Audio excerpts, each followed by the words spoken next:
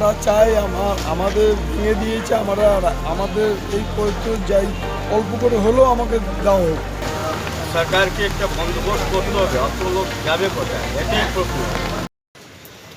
এই যে দমদম যে স্টেশনের সামনে যে হকাররা ছিল, যেই দোকানপাটগুলো ছিল, তাদের যে উচ্ছেদ করে দেওয়া হয়েছে, তো আপনারও একটি দোকান, আপনারও এটাই হয়তো রুটি রোজগার যে এখান থেকেই খেয়ে আপনাকে একটা পেট চালাতে হচ্ছে, স্বাভাবিক, তো তাদেরও চালাতে হতো।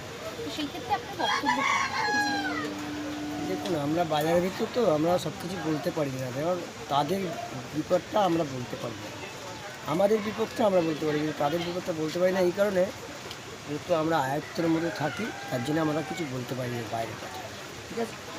আমরা ভিতরের কথাই বলতে পারি। এই ভিতরটা যা আছে রানী রাসমণি স্টেটে, সেটাই আমরা বলতে পারি। আমাদের যেখানে কিছু হলে সেটা আমরা রানী রাসমণিকে জানাতে পারি, এছাড়া কি, কিন্তু এই স্টেটের বাইরে আমরা যেতে পারি না।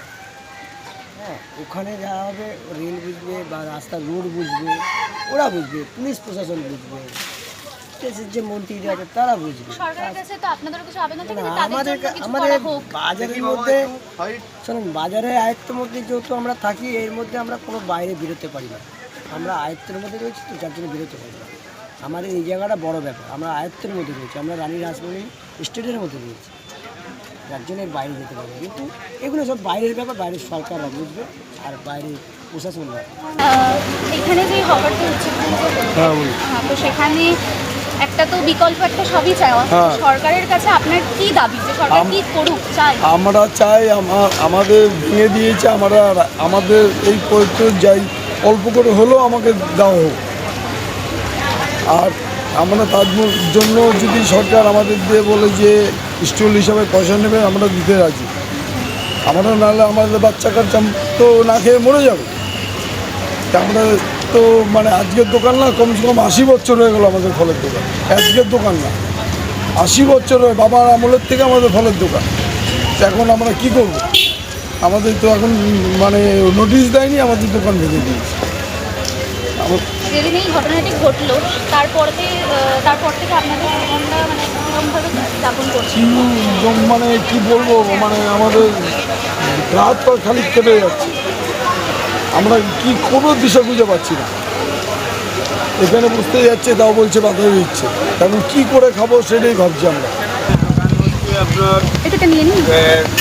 আমাদের দোকান হচ্ছে আপনার 70-75-80 বছর, 75-70-80 বছর। আমি এই যে যত হকাররা দিকে আছে 70-80 বছর দিয়ে ওনাদের দেখছি। যখন আমার এখানে মানে এটি নেই, যখন আমাদের দাদা সব ছিল, তখন থেকে আমরা দেখছি এই হকাররা আর এরা যা এখানে ছিল 70-80 বছর ছিল। আমরা জানতাম না এই জায়গাটা রেলে, পরে যখন নাপানাপি হলো, নোটিশ দিল, তারপরে আমরা জানতে পারলাম এই জায়গাটা রেলে, না হলে আমরা জানতাম না এটা রেলে। আর ভাঙচুর করার পরে, এইসব করার পরে অত লোক বেকার হয়ে গেছে।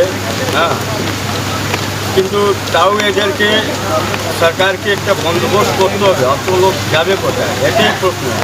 আগে বলছি এই লাইনটা যে ভাঙা পড়লো, এই লাইনটা ভাঙা কোনো প্রয়োজন ছিল না, এটা রেলে না, যতক্ষণ আমরা জানি। আমি তো জানি না, এটাই আমি যতক্ষণ জানি ছোটোবেলাতে এটা রেলে জায়গা না। আমরা 70-80 বছর হয়ে গেল দেখে চোখের সামনে আমরা দোকানদারি করছি, সব ঠিক করছি। হ্যাঁ, এটা ভাড়া দরকার ছিল না, ভেঙেছে কী আছে কিনা জানি না, যা ভেঙেছে তার হচ্ছে এদেরকে ভরপাই তো করতে হবে। এরা যাবে কোথায়? এদের খাওয়া দাওয়া পরিবার আছে, এই আছে, সেটা যাবে কোথায়? একটা বন্দোবস্ত করতে হবে এদেরকে। না বন্দোবস্ত করলে এরা তো আবার না কাজ পাবে, না এই পাবে, যাবে। তাদের তো পরিবারও রয়েছে, তারা তো একটা ভূমিকা বলতে গেলে তারা বেকারি, রুটি রোজগার বলতে তাদের এই সাহিত্য দোকানগুলোই ছিল। দেখে সবই লাগে, রেলের জায়গা, রেলের নিচ্ছে। হ্যাঁ, আমরা বলছি না, রেলের নিচ্ছে। যে 70-80 বছর 90 বছর এখানে দোকানদারি করে এসছে, হ্যাঁ, তা তো উচিত দেওয়া সরকারকে। রেলের লাইনের থেকে যাদের ছাড়ালো, এই করলো, সব ঠিক আছে। এই পাশে যা ছাড়িয়েছে, এই যে ভাঙচুর করেছে সামনে আমাদের, হ্যাঁ, এটা কিন্তু ভাঙচুর করা উচিত না। এটা যদি এদের 80 বছর 85 বছর যেখানে আছে, হ্যাঁ এরা, হ্যাঁ এদেরকে একটা বন্ধ না করলে এরা তো পরিবার যাবে কোথায়, এটাই আমাদের চাই।